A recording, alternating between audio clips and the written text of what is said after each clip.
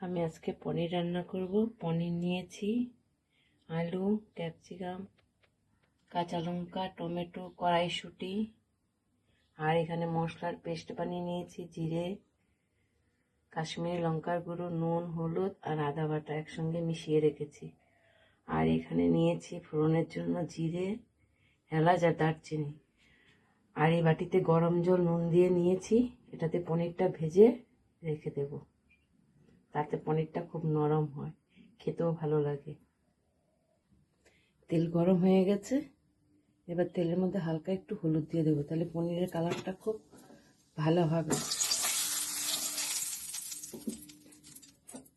এবার পনিরগুলি ভেজে নেব।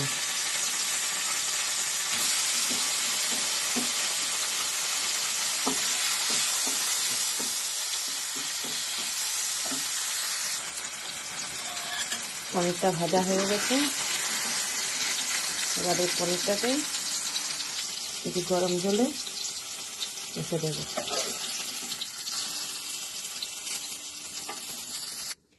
পনিরগুলি ভাজা হয়ে গেছে, এবার আলুটা ভেজে নেব। আলুটা দিয়ে দিলাম।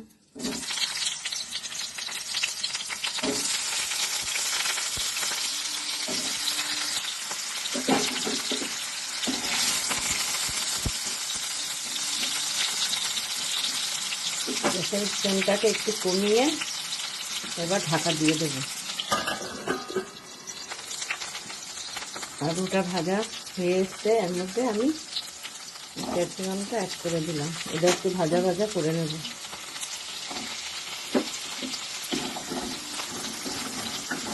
এই 2-3 মিনিট একটু চাপা দিয়ে ঢাকা দিয়ে দিলাম, তারপরে ঢাকনাটা খুলে যাবে একটু পরে। সব ভাজা হয়ে গেছে, এবার আমি তুলে নেব।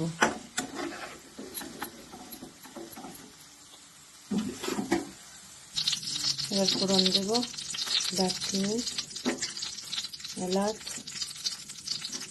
আর হচ্ছে জিরে। একটু ভাজা ভাজা করে নিয়ে এবার টমেটোটা দিয়ে দেবো। টমেটোটা একটু নরম হয়ে গেলে মশলাটা অ্যাড করব। টমেটোটা নরম হয়ে গেছে, আমি যে মশলাটা বানিয়ে রেখেছিলাম সেটাকে অ্যাড করে দিলাম।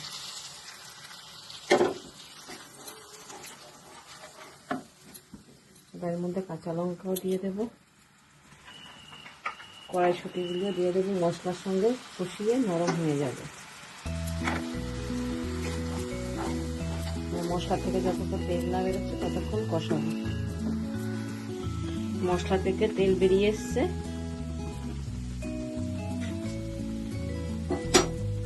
দেখো মশলাটা ভাজা হয়ে গেছে, তেল বেরিয়ে এসছে। এবার আমি এটা অ্যাড করে দেবো, দিয়ে একটুখানি কষিয়ে নেব। এই যে পনিরটা ভিজিয়ে রেখেছিলাম গরম জলে, এবার এটাকে দিয়ে দেবো।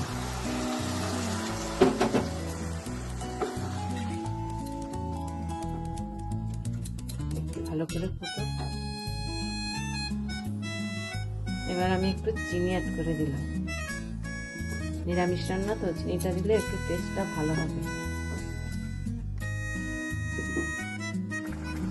এই যে রান্না হয়ে গেল নিরামিষ পনির। লাস্টে একটু ঘি অ্যাড করে দিলাম।